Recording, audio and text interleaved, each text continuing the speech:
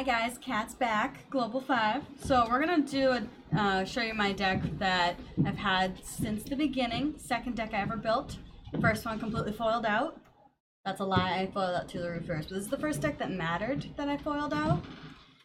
So I've done a couple of regionals with it, done a ton of locals, gotten first place with locals with it, etc, etc.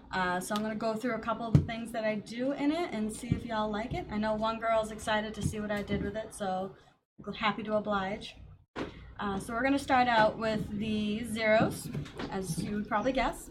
We do have two yellow SD Shearers. They are Global 5s, hence the name that we enjoy. They're just in there for a little bit of extra help at the beginning game to try to save our ones from being utterly destroyed. We do have my favorite promo in the deck. It is my Christmas Party Saber and Rin. Basically, that is a card you can only get in the Meister box or spend a decent amount of money online. I know it tends to surprise a lot of people when they see it. It's a lot of fun to have. The only thing that really does, it lets you look at the top card and then decide if you want to leave it there or waiting room. Really nice top check. It's really nice for the 3-2 game later that we're going to go over. Also gives 1,000 just to the middle slot, so it's a little extra power. Then we have a lot of 1-0s in this deck if you notice later on. We do run a 0-0 counterattack barrage and archer. Basically what this card does is you're going to reveal a card named Caldebog 2 at the beginning of the stage, remove a 0. It's also going to be, when it's placed on the stage, choose one of your characters and that gets 1,000 power. It's mainly just in there as a tech card. I rarely use it. I would almost be willing to switch it out for one of the other 1-of zeros that I have. Or sorry, it's actually a 2-of now. So I might put maybe something else in there. I haven't really decided. We do have two Ideal Existence Archers. This is the card that has saved me quite a few times for just a silly little deck check thing. It is pay 1, retrieve Caldebog 2 from your waiting room. Caldebog 2 is a card I'll show you in a little bit. It's a 1-0 event. It's basically look at the top 4 cards, pick a card, put the rest in the waiting room. Has to be red, so these couple of random off-color cards can mess me up occasionally. Other thing it does is you're going to tap 2 cards, give someone 2,000 power. It's a great card to just throw in the back row just for a, oh shit, I'm in trouble moment. Mainly only use it for the first effect though. We do have 4-0-0 Proof of Contract Rin. It combos with 2 cards in the deck, combos with a 3-2, and it combos with one of the combos with one other card I'm blanking on at the moment. The lights are getting to my brain. It's also a level 0 reverser. It's a bomb. It also does I believe it's a tap itself. I rarely use this effect. I know, it's pretty bad. You're going to tap the card and give a character with Archer in its name 1,500 power. I don't run this deck for that effect. I mainly just use it because it combos with other cards and because it is a 0 bomb. Another card that we only run 2 Brainstorms in this deck. You shouldn't ever need to run more than 2. The Brainstorm in the red set is kind of crappy. It is a spammable, so if you need to pay out climaxes early game because you're screwed. It also has a top check effect as well, so don't forget that effect like I do the majority of the time that I play. It kind of can save your situations as they come. It's just as a mage Rin, who said I only run 2, used to play 4, then I played 0 and settled on 2.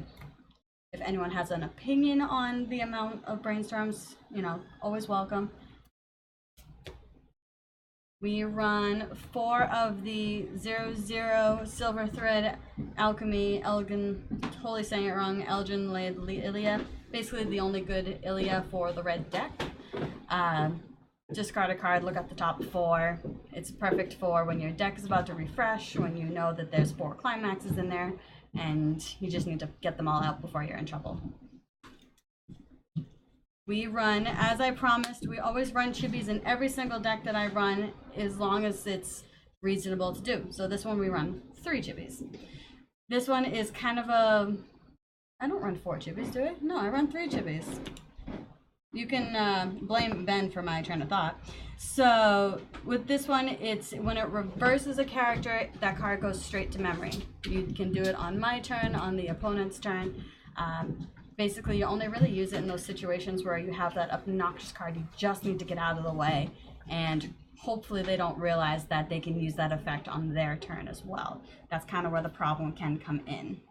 The only other downside of the card is when you put it on the field, you need to reveal a card. If it is a climax, you have to tap it, just like the 00400s, Makis, things like that. So it's not the best one in the world. It's mainly in there to fit the chibi quota and to have a tiny bit of attack that most people don't expect right away. So I'm going to show you a couple of cards all at the same time because this is probably the most important combo in the entire deck.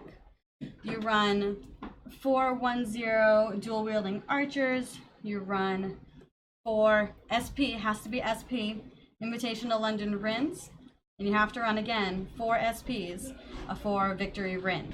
Basically what happens with these cards, when you're in your level zone, one of these has to be in your level, one of these has to be in your level to be able to play the 3/2 early.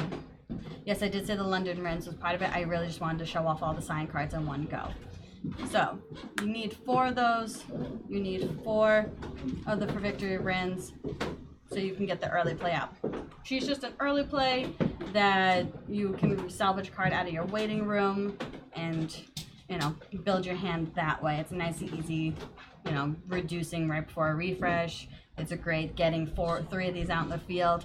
A 4th one, ideally, so you can get your 2 ones out, which we'll show you in a sec. The 4 London Rins, they're your 1 combo. You need to do, it is an on-reverse combo, so some decks are going to be a pain, like Attack on Titan, and a bunch of others, but that's the one that's kind of made me the most angry when it comes to decks. Basically, when I play that deck, I have to assume that I'm not going to get it off, and we depend on something else. Usually, I just try to keep building stock and cry later. So that's what those are for. The other thing, she does gain power as long as there's 3 other cards. She gains 1500. So it has to have 3 other. If you have 2, if you have 1, if you have, you know, just those, then you're kind of screwed. It's happened to me once or twice. I've only been called out on it once when it was important. This is the 1/0 event that I mentioned. You play it, you look up to 4 cards, you have to choose a red card. So these 4 blue cards, 2 yellow cards, they can mess you up occasionally. But it's really helpful because it basically runs through your deck when you need it. And then, like I said, this card does run with that one. Not a lot of people know this card exists in the set. It is a 1/0 backup. It is an anti early play. It does exist in the deck. You can, I know there's a couple out there that have early play 1s, have early play 2s, early play 3s. We have something to counteract it. It is pretty expensive. It's 2 cards from your hand when you do it, but it's definitely worth it. It's also a 1K backup. Yeah, I hear these guys over here chatting. A lot of people don't know about it, and it's definitely a lot of fun when you have it in your hand and you're sitting on it going, yes, they're in trouble. The only other backup I run in the deck is a 2/1/3K, also another chibi, so there is 4 chibis. I did forget that I had an extra chibi. I love this card because you get to mill the top 3 cards, so if you're at 5 cards in your deck, even if you can't get over the other character, you're going to mill off damage and hopefully, you know, survive because you took most of it off. If you're about to refresh and you know there's not a whole lot in there you can work with, it's helpful. If you guys are essentially just screwed, it's nice to have.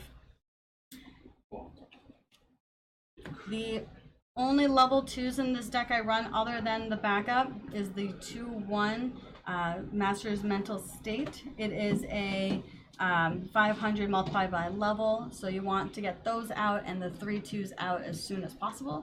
You want 3 of those. Ideally, you would play a 4th one of these to pull this out if you haven't already. It's expensive, but overplay it. A lot of things have trouble getting over it unless you get screwed with anti-changes. The other things we run. So we're going to start getting into our threes. Before I do that, I want to show you what the climax looks like for the level 1 combo. It is, ooh, it got dark, oh my. It is a stock soul, 2 soul triggered, mischievous smile. It's just adorable. I think this would be so much prettier if it was actually foiled, but for some reason they did not want to foil climaxes in the set, and I do cry about it a little bit every day.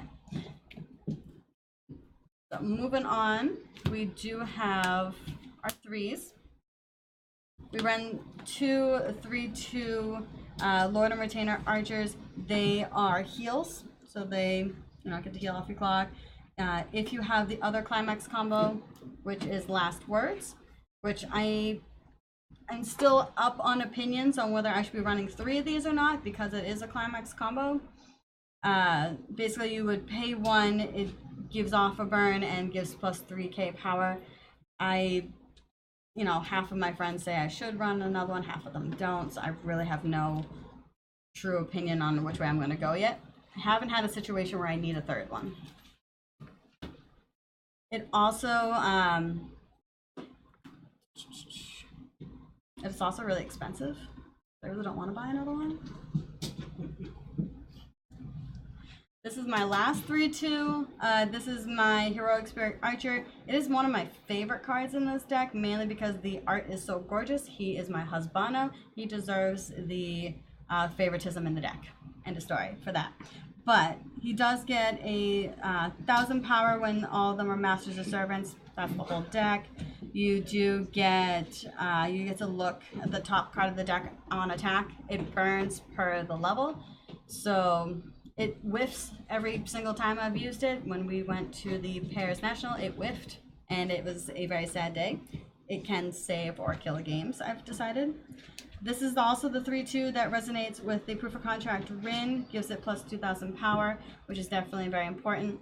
And the only other thing I forgot to mention about this 2/1 is it also goes with the combos with the 0/0 Proof of Contract, where I get to remove any 0 on the field, front row, back row.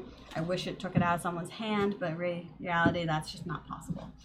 So this is one of the few cards that I personally know of that lets you take from anywhere on the field that's a 0. So it is definitely useful, especially for those people who depend on their brainstorms in the back, or they depend on that level assist that does some other funky thing, or the anti-salvage that sits in the back row that I cry about every time it comes out and there's nothing I can do, because a lot of this deck is salvaging.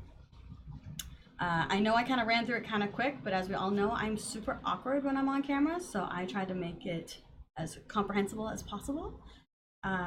If you guys ever want to give me opinions on it, this for me it's triple sleeved, so it's pretty much solid unless someone can really convince me otherwise.